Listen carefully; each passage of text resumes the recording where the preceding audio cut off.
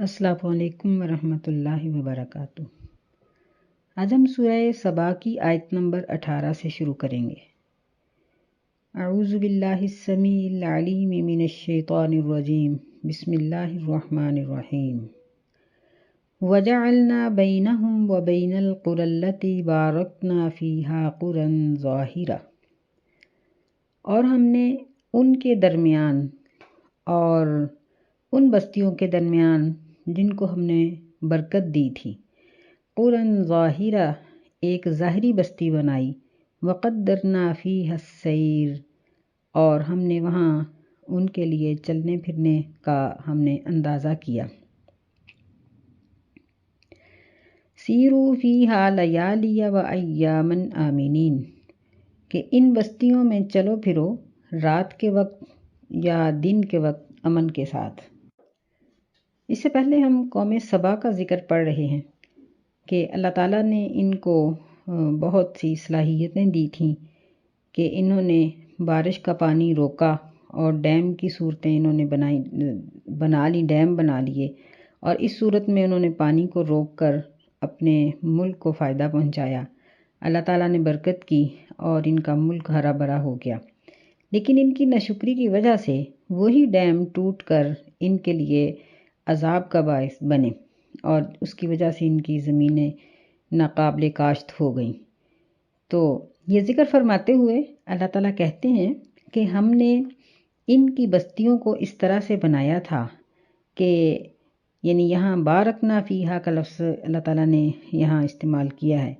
برکت والی بستیاں، تو اس سے مراد شام کا علاقہ ہے۔ قرآن مجید میں بہت سی جگہوں پر، مثلاً سورہ اعراف میں، سورہ بنی اسرائیل میں، سورہ انبیاء میں، ان شام کے علاقے کو برکت والی زمین کہا گیا ہے۔ تو یعنی اسے یمن سے لے کر شام تک کا سارا علاقہ مراد ہے کہ سڑک کے کنارے ان کی مسلسل بستیاں تھیں، کچھ پہاڑوں پر تھیں، کچھ نیچی جگہوں پر تھیں، اور یہ بستیاں اتنی قریب قریب تھیں کہ ایک دوسری بستی کو نظر آتی تھیں۔ تو اس طرح سے جب کوئی مسافر اس کے درمیان سفر کرتا تھا تو اس کو یہ خوف نہیں ہوتا تھا کہ میں کسی صحرا میں یا کسی ایسی بے آباد جگہ پر سفر کر رہا ہوں جہاں مجھے نہ خوراک ملے گی، نہ رات کو کوئی ٹھہرنے کی جگہ ملے گی، کیونکہ بستیوں کے اندر ایسی سرائیں بنی ہوئی ہوتی تھیں جہاں مسافروں کو ٹھہرایا جاتا تھا، ان سے کوئی کرایہ وغیرہ لیتے ہوں گے اور ان کے کھانے پینے کا انتظام بھی ہوتا تھا۔ تو جب بستیاں قریب قریب ہوں تو پھر مسافروں کے لیے بڑی آسانی ہو جاتی ہے۔ تو اس طرح سے اللہ تعالیٰ نے ان کو سفر کی مشقت سے بچا رکھا تھا،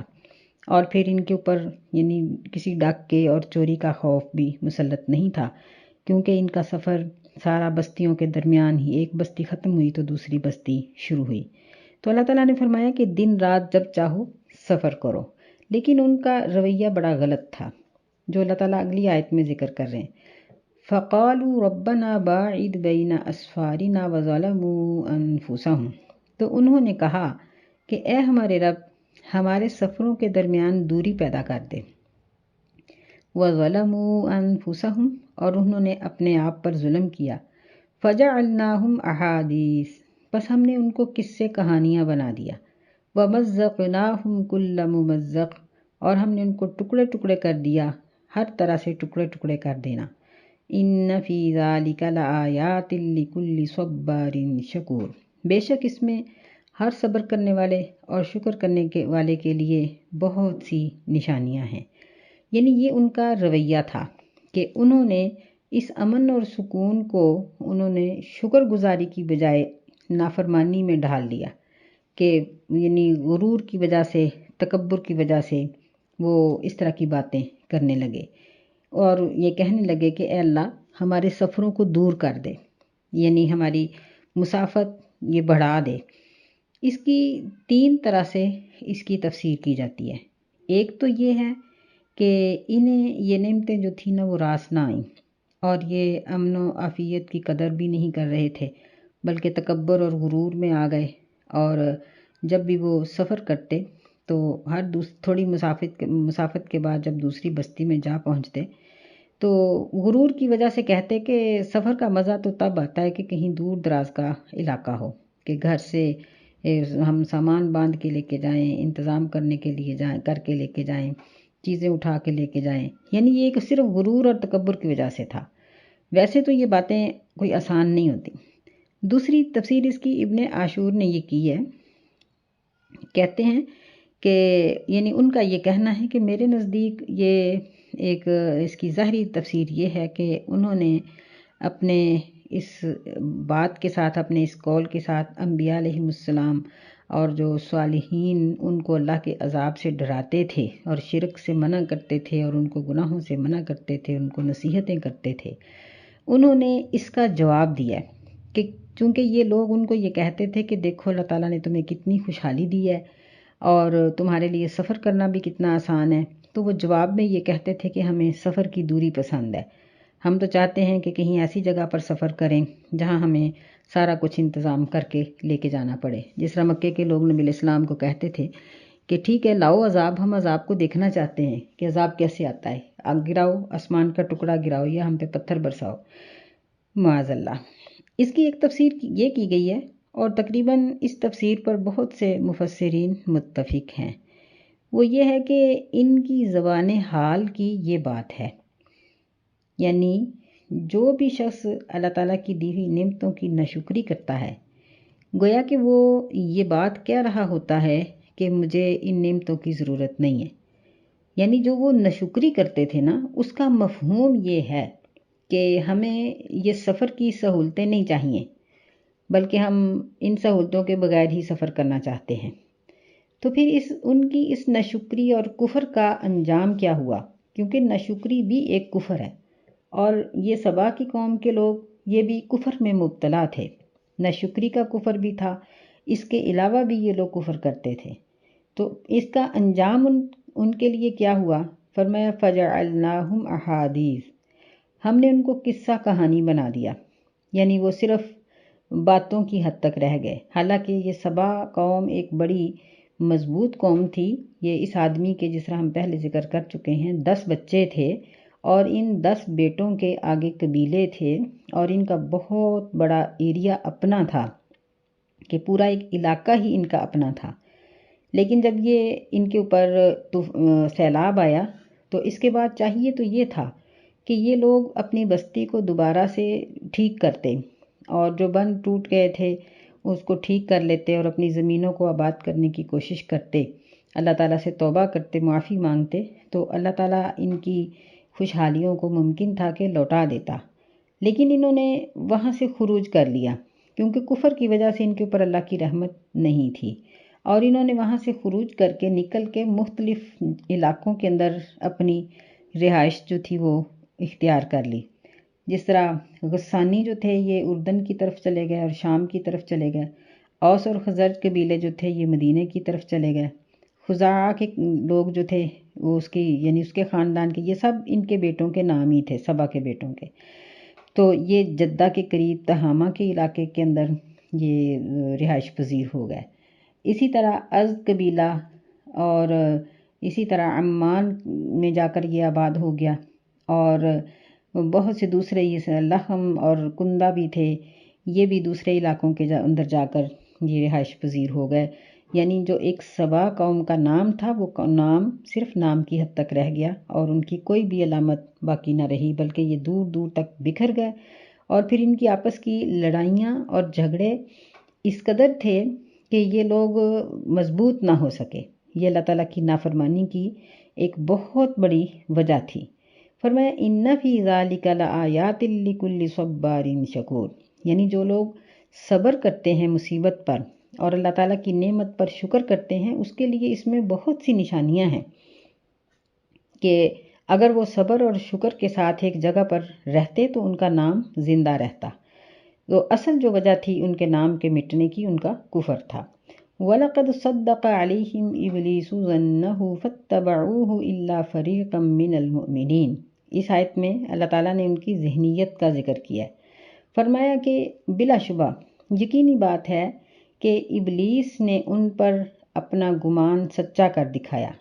فَاتَّبَعُوهُ، تو انہوں نے ابلیس کی پیروی کر لی۔ إِلَّا فَرِيقًا مِّنَ الْمُؤْمِنِينَ، مگر مومنوں کی ایک جماعت، یعنی یہ سبا کے جو 10 بیٹے تھے ان میں سے بھی ایک جماعت ایسی رہی جو حق پر قائم تھی۔ ورنہ ابلیس نے، شیطان نے خود بھی اللہ تعالیٰ کی نافرمانی کی، آدم علیہ السلام کے سجدے کا انکار کیا، اور اس نے ہر قوم کی طرح اس قوم کو بھی اللہ کے سامنے جھکنے اور توبہ کرنے سے روکے رکھا کہ انہوں نے اس عذاب کو اللہ کا عذاب سمجھا ہی نہیں۔ آج کل ہمارے اندر بھی یہی چیز پائی جاتی ہے کہ ہم کہتے ہیں کہ جی زلزلہ فلاں قسم کی خرابی سے آتا ہے، لاوا پھوٹتا ہے تو وہ فلاں قسم کی خرابی ہے، بارشیں رک گئی ہیں تو فلاں موسم کی خرابی ہے، زیادہ ہو گئی ہیں تو فلاں وجہ ہے۔ ہم صرف اس کی وجوہات ہی تلاش کرتے رہتے ہیں، یہ نہیں سوچتے کہ اس کی ان وجوہات کو پیدا کرنے والا کون ہے۔ پیدا کرنے والا تو اللہ ہے، جس کے حکم سے آندھیاں آتی ہیں، بارشیں آتی ہیں، برف برستی ہے، یا بارشوں میں کمی ہو جاتی ہے، یا آندھیاں چلتی ہیں، یا زمین نہیں اگاتی، یا اگاتی ہے تو اس میں تاثیر نہیں ہوتی۔ یہ سب چیزیں اللہ کی طرف سے ہیں، لیکن ہم ان چیزوں کو بھول کر ہم نے ان کو موسم کے ساتھ ہی جوڑ رکھا ہے، اور ہماری سائنس کی ترقی یہی ہے کہ ہم لوگ خدا سے دور ہو گئے ہیں، اللہ تعالیٰ سے دور ہو گئے ہیں، اور ہم ہر وقت ان کی وجوہات ہی تلاش کرتے رہتے ہیں۔ لیکن ایک جماعت ہمیشہ حق پر رہتی ہے۔ نبی صلی اللہ علیہ وسلم نے فرمایا کہ قیامت تک ایک جماعت حق پر رہے گی، اور ہماری اللہ سے دعا ہے کہ اللہ ہمیں ان میں شامل ہی رکھے۔ فرمایا وَمَا كَانَ لَهُ عَلَيْهِم مِّن سُلطان، شیطان کا ان کے اوپر کوئی غلبہ نہیں تھا، إِلَّا لِنَعْلَمَ مَن يُؤْمِنُ بِالْآخِرَةِ مِمَّنْ هُوَ مِنْهَا فِي شَكٍّ، مگر اس لیے اس کا غلبہ ہوا تاکہ ہم جان لیں من یؤمن کہ کون ایمان لاتا ہے آخرت پر، ممن ہوا منہا فی شک، ان لوگوں میں سے جو آخرت کے بارے میں شک کرنے والے ہیں۔ وَرَبُّكَ عَلَىٰ كُلِّ شَيْءٍ حَفِيظٌ، اور تیرا رب ہر چیز کے اوپر پوری طرح سے نگرانی کرنے والا ہے۔ یعنی اللہ تعالیٰ یہ نہیں ہے کہ شیطان کی چھوٹ نعوذ باللہ کوئی اللہ کی کمزوری ہے، نہیں، بلکہ جب انسان اللہ تعالیٰ کی نافرمانی کرتا ہے تو پھر اللہ تعالیٰ شیطان کو چھوٹ دے دیتے ہیں، ورنہ جو لوگ نیک ہیں ان کے اوپر شیطان کا کبھی بھی غلبہ نہیں ہوتا۔ فرمایا وَمَا كَانَ لَهُ عَلَيْهِم مِّن سُلطان، یعنی شیطان یہ اللہ کی قدرت سے باہر نہیں ہوا، اللہ کی قدرت کے اندر ہی ہے، اللہ اس کو پکڑ سکتا ہے، لیکن اس لیے اس کو چھوٹ دی جاتی ہے کہ لوگوں کے ایمان بالآخرت کا ظاہری طور پر دوسرے لوگوں کو بھی پتہ چل جائے کہ کون مومن ہے اور کون کافر ہے، کیونکہ اللہ تعالیٰ ہر چیز پر نگرانی کرنے والا ہے، نگہبان ہے۔ قُلِ ادْعُوا الَّذِينَ زَعَمْتُم مِّن دُونِ اللَّهِ، یہاں اس ناشکری قوم کا ذکر کرنے کے بعد اللہ تعالیٰ نے اپنی توحید کا ذکر شروع فرمایا کہ اے نبی صلی اللہ علیہ وسلم ان کو کہہ دیجئے کہ بلاؤ ان لوگوں کو جن کو تم اللہ کے سوا معبود گمان کرتے ہو، لا یملکون مثقال ذرۃ فی السماوات ولا فی الارض، یہ ماورائے خدا یعنی اللہ کے علاوہ غیر اللہ جتنے بھی معبود ہیں وہ آسمان و زمین میں سے مثقال ذرہ ایک ذرے کے بھی مالک نہیں، وما لہم فیہما من شرک، اور نہ ہی ان جھوٹے معبودوں کے لیے فیہما زمین و آسمان میں یعنی ان دونوں میں کوئی شراکت ہے، کوئی حصہ ہے، وما لہ منہم من ظہیر، اور نہ ہی اللہ کے لیے، لہو سے مراد اللہ تعالیٰ یعنی اور اللہ تعالیٰ کے لیے ان میں سے کوئی بھی مددگار نہیں۔ یعنی یہ تین ہی وجوہات ہو سکتی ہیں کہ اللہ کے ساتھ کوئی اور بھی معبود ہو۔ پہلی وجہ یہ کہ آسمان و زمین سے اللہ کے ساتھ کسی اور کی ملکیت ہو، تو یہ بالکل نہیں ہے۔ دوسری یہ ہے کہ اللہ کا اور کسی دوسرے کا شراکت کے ساتھ اکٹھے مل کر یہ سارا نظام بنانے اور چلانے کا کوئی وعدہ ہو، یہ بھی ہرگز نہیں ہے، کیونکہ آج تک اس کی کوئی نشانی نہیں دیکھی گئی۔ نشانی کیا تھی کہ جب شریک دو مل کے کام کرتے ہیں تو آخر ان کی لڑائی ہوتی ہے، یا ایک شریک ایک طرح کی چیز بناتا ہے تو دوسرا کہتا ہے کہ نہیں ایسے نہیں اور ایسے بناؤ۔ لیکن آج تک چاند، سورج، تارے، ہوائیں، بارش، بادل، زمین، آسمان، کسی چیز کے اندر کوئی اختلاف نہیں، انسان کی تخلیق، جانوروں کی تخلیقات، موت و حیات، ورنہ اگر اللہ کا کوئی شریک ہوتا تو اللہ تعالیٰ کسی کو مار دیتا اور دوسرا اس کو زندہ کر دیتا، تو دوسرا اس کو زندہ کرتا تو اللہ اس کو مار دیتا، لیکن یہ چیز نہیں دیکھی گئی۔ پھر یہ ہے کہ اللہ کا کوئی مددگار نہیں، کیونکہ اللہ تعالیٰ سب سے بلند ہے، اعلیٰ ہے، سب سے اوپر ہے، اس کی بلندی تک تو کوئی پہنچ ہی نہیں سکتا، تو اس کے ساتھ مدد کسی نے کیا کرنی۔ اس کی قدرت اس قدر کامل ہے کہ اس کو کسی کی مدد کی ضرورت ہی نہیں۔ تو یہ تینوں طرح سے ہر طرح کے شرک کا انکار ہے۔ چوتھی چیز اللہ نے یہ ذکر کی، وَلَا تَنفَعُ الشَّفَاعَةُ عِندَهُ إِلَّا لِمَنْ أَذِنَ لَهُ، اور اللہ کے پاس کوئی بھی شفاعت نفع نہیں دے گی إِلَّا لِمَنْ أَذِنَ لَهُ، مگر جس کے لیے اللہ تعالیٰ اجازت دیں گے۔ کہ یعنی ایک اس کی یہ شراکت کی ایک وجہ یہ رہ جاتی ہے کہ کوئی ایسا ہو جس کے اللہ سے تعلقات ہوں اور وہ کسی کی اپنی مرضی سے سفارش کر سکے، تو یہ بات بھی نہیں ہے۔ سفارش ضرور ہوگی، نبی صلی اللہ علیہ وسلم کی سفارش کبریٰ کہلائے گی، باقی نبیوں کی سفارش، اولیاء کرام کی سفارش، نیک لوگوں کی سفارش، شہداء بھی سفارش کریں گے،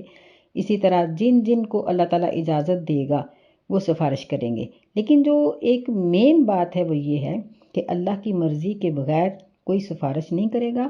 اور جس کے لیے اللہ اجازت دیں گے اس کے لیے سفارش ہوگی۔ یعنی نہ اپنی مرضی سے کوئی لفظ بولا جائے گا، نہ اپنی مرضی سے سفارش کے لیے کسی کا انتخاب کیا جا سکے گا۔ تو پھر باقی کیا رہا؟ باقی تو پھر وہی اللہ کی ذات ہی رہ جاتی ہے نا۔ فرمایا حَتَّى إِذَا فُزِّعَ عَن قُلُوبِهِمْ قَالُوا مَاذَا قَالَ رَبُّكُمْ قَالُوا الْحَقَّ وَهُوَ الْعَلِيُّ الْكَبِيرُ، یہاں تک کہ جب گھبراہٹ ان کے دلوں سے دور کی جاتی ہے تو وہ کہتے ہیں، یہاں دراصل فرشتوں کا ذکر ہے کہ مخلوقات میں سے اللہ کے بعد جسامت اور قوت میں سب سے بڑے فرشتے ہیں، اور مشرکین فرشتوں کو بھی پوجتے ہیں۔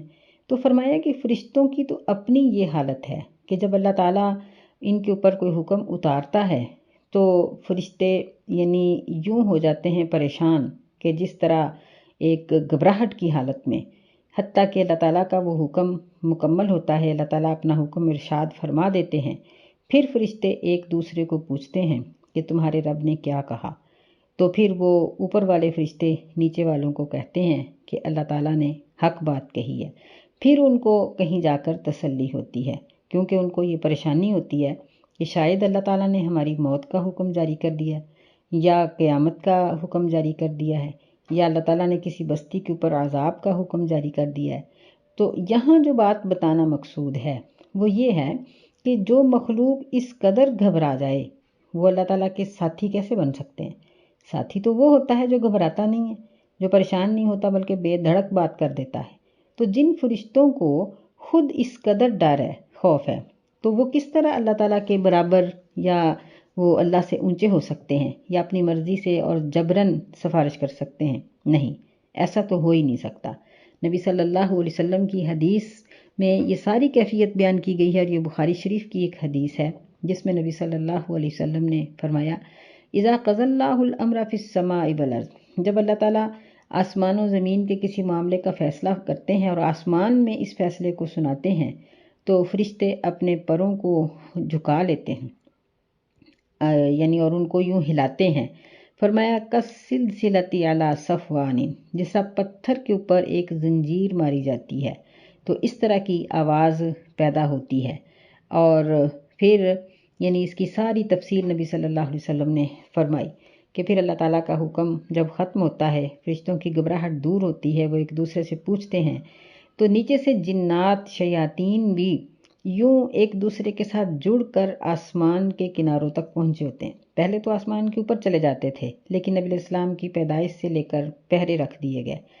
تو جب وہ حکم نیچے والے فرشتوں کو اور پھر اس سے نیچے حتیٰ کہ آسمان دنیا کے فرشتوں تک پہنچتا ہے، تو اللہ تعالیٰ جو بات ان جنات اور شیاطین کو پہنچانا چاہتے ہیں وہ ان کے کان میں پڑ جاتی ہے، اور جیسے ہی وہ بات سنتے ہیں تو جنات بھی یوں تہ در تہ ہوتے ہیں کہ یعنی ان کو جانے کی ضرورت نہیں پڑتی، بلکہ ہر جن اپنے سے نیچے والے کو وہ بات بتا دیتا ہے۔ جو اس کے راوی تھے انہوں نے اپنے ہاتھوں کو یوں اوپر نیچے رکھ کے بتایا کہ اس طرح سے جنات ایک دوسرے کے اوپر جڑے ہوئے ہوتے ہیں۔ تو پھر یعنی جو حکم اللہ تعالیٰ زمین پر پہنچانا چاہتے ہیں وہ آ جاتا ہے، ورنہ اس جن کو انگارہ مار کے بھسم کر دیا جاتا ہے۔ تو فرمایا کہ جب شیاطین بھی یعنی جنات بھی اور فرشتے بھی اللہ تعالیٰ سے اس قدر ڈرتے ہیں تو پھر یہ معبود کیسے ہو سکتے ہیں؟ وَهُوَ الْعَلِيُّ الْكَبِيرُ، اللہ تعالیٰ تو سب سے بلند اور بہت بڑا ہے۔ قُلْ مَن يَرْزُقُكُم مِّنَ السَّمَاوَاتِ وَالْأَرْضِ، اب اللہ تعالیٰ نے یہاں چند سوال کیے ہیں۔ فرمایا کہ کون ہے جو تمہیں آسمانوں اور زمین سے رزق مہیا کرتا ہے؟ قُلِ اللَّهُ، کہہ دیجئے کہ اللہ تعالیٰ ہی، یعنی کون ہے جو بارش برساتا ہے، کون ہے جو زمین کو دانہ اگانے کا حکم دیتا ہے، پھر وہ زمین اس کو اگاتی ہے، پھر اس میں اللہ تعالیٰ رنگ بھرتا ہے، پھلوں میں رس ڈالتا ہے، پودوں پہ دانہ اور اناج اگاتا ہے۔ کون ہے جو ایسا کرتا ہے؟ اگر اللہ کے سوا کوئی اور بھی ہے تو پھر تمہارے کھیت تباہ کیوں ہو جاتے ہیں؟ تمہارے اناج اور غلے ضائع کیوں ہو جاتے ہیں؟ پھر تو ایسا نہیں ہونا چاہیے۔ قُلِ اللَّهُ، کہہ دیجئے کہ صرف اللہ ہی۔ وَإِنَّا أَوْ إِيَّاكُمْ لَعَلَىٰ هُدًى أَوْ فِي ضَلَالٍ مُّبِينٍ، اور بے شک ہم یا تم ضرور ہدایت پر ہیں یا ظاہری گمراہی میں ہیں۔ یعنی جب ہم دو فریق ہو گئے، ایک مسلمان اور ایک کافر، تو پھر یا ہم ہدایت پر ہیں یا تم ہو۔ تو ظاہر بات ہے کہ مسلمان ہی ہدایت پر ہیں، کیونکہ مسلمانوں کے تمام احکامات اور قوانین فطرت کے عین مطابق ہیں۔ قُلْ لَا تُسْأَلُونَ عَمَّا أَجْرَمْنَا، اے نبی صلی اللہ علیہ وسلم کہہ دیجئے کہ تم سے نہیں سوال کیا جائے گا اس چیز کا جو ہم نے جرم کیے۔ وَلَا نُسْأَلُ عَمَّا تَعْمَلُونَ، اور ہم سے نہیں پوچھا جائے گا جو تم عمل کرتے ہو۔ یعنی تم جو عمل غلط کر رہے ہو ان کا ہمارے اوپر بوجھ نہیں ہے، اور اگر تمہارے نزدیک ہم گناہ گار ہیں تو ہمارا تم پر کوئی بوجھ نہیں ہے۔ مطلب یہ ایک انتہا ہوتی ہے کہ ان کو سمجھاتے سمجھاتے جب آپ تھک جائیں تو پھر ان کو کیا کہنا ہے؟ لَکُمْ دِینُکُمْ وَلِیَ دین، ٹھیک ہے، تم اپنے دین پر چلو، ہم اپنے دین پر، لیکن سمجھانا چھوڑنا نہیں ہے، نصیحت کو نہیں چھوڑنا۔ قرآن مجید میں بار بار اس چیز کا حکم دیا گیا ہے کہ اگرچہ کافر کے دل پر اثر نہیں ہے، ان کو اللہ تعالیٰ نے اندھے بھی کہا، بہرے بھی کہا، گونگے بھی کہا کہ یہ اثر نہیں لیتے، ان کو مردوں سے بھی تشبیہ دی گئی ہے، لیکن نصیحت کو چھوڑنے کا حکم کہیں بھی نہیں ہے۔ گھر میں کوئی بچہ اس طرح کا ہے یا کوئی شخص ویسے ہی وعظ و نصیحت کرتا ہے تو اس کو چاہیے کہ اپنی نصیحت کا سلسلہ جاری رکھے۔ باقی یہ ہے کہ کسی کے گناہ کا بوجھ کسی دوسرے پر نہیں ہے۔ قُلْ يَجْمَعُ بَيْنَنَا رَبُّنَا ثُمَّ يَفْتَحُ بَيْنَنَا بِالْحَقِّ، یہ تیسری بات ہے۔ کہہ دیجئے کہ جمع کرے گا ہمارا رب ہمیں، یعنی ہم سب کو، ثُمَّ يَفْتَحُ بَيْنَنَا، پھر وہ ہمارے درمیان فیصلہ کرے گا، بالحق، حق کے ساتھ۔ وَهُوَ الْفَتَّاحُ الْعَلِيمُ، اور وہ بہت اچھی طرح سے فیصلہ کرنے والا اور بہت اچھی طرح سے علم رکھنے والا ہے۔ یعنی یہ تیسری بات میں یہ کہا گیا کہ تم بھی میدان حشر میں جمع ہوگے اور ہم بھی، اور وہاں فیصلہ ہو جائے گا، پتہ چل جائے گا کہ کون سچا ہے اور کون جھوٹا ہے۔ قُلْ أَرُونِيَ الَّذِينَ أَلْحَقْتُمْ بِهِ شُرَكَاءَ، یہ چوتھی بات کہی۔ کہہ دیجئے کہ مجھے وہ لوگ دکھاؤ، الحقتم بہ، جن کو تم اللہ تعالیٰ کے ساتھ شریک بنا کر ملا دیتے ہو۔ الحقتم بہ شرکا،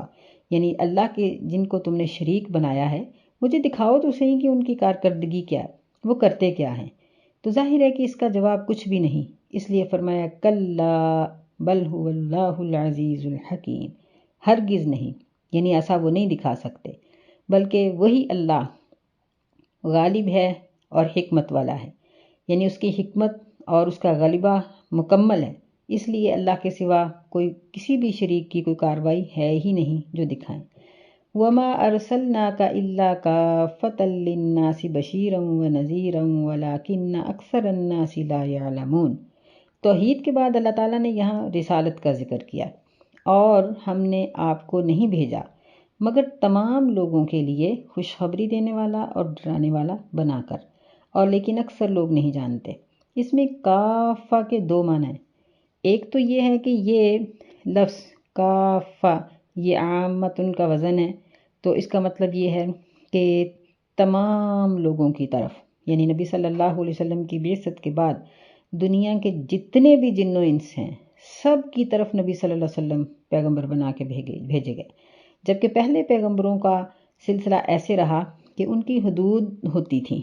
کہ اس علاقے سے لے کے اس علاقے تک فلاں نبی نے واعظ کرنا ہے اور یہاں سے یہاں تک فلاں نبی ہے، لیکن نبی علیہ الصلوۃ والسلام کے بعد نہ کوئی زمین کی حد بندی ہے نہ زمانے کی، کہ آپ اپنے بعثت کے زمانے سے لے کر قیامت تک کے لیے رسول ہیں۔ دوسرا اس کا معنی یہ ہے کافتن کا، کف یکفو کفن سے روکنا، یعنی بہت اچھی طرح سے لوگوں کو روکنے والے، یعنی گناہوں سے اور شرک سے ہم نے آپ کو روکنے والے بنا کر بھیجا ہے اور خوشخبری دینے والے اور ڈرانے والے بنا کر بھیجا ہے۔ تو دونوں معنی ہی اس کے ٹھیک ہیں۔ وَيَقُولُونَ مَتَىٰ هَٰذَا الْوَعْدُ إِن كُنتُمْ صَادِقِينَ، اور وہ کہتے ہیں کہ کب ہے یہ وعدہ اگر تم سچے ہو، یعنی ان کی ڈٹائی کی حد ہے کہ پھر یہ نبی علیہ السلام سے پوچھتے تھے کہ اچھا ٹھیک ہے اگر تمہاری بات کو مان لیتے ہیں تو پھر بتاؤ قیامت کب آئے گی۔ قُل لَّكُم مِّيعَادُ يَوْمٍ لَّا تَسْتَأْخِرُونَ عَنْهُ سَاعَةً وَلَا تَسْتَقْدِمُونَ، اے نبی صلی اللہ علیہ وسلم ان کو کہہ دیجئے تمہارے لیے وعدے کے دن کا وقت مقرر ہے، تم ایک لمحہ بھی اس سے پیچھے نہیں ہٹ سکو گے اور ایک لمحہ اس سے آگے نہیں بڑھ سکو گے،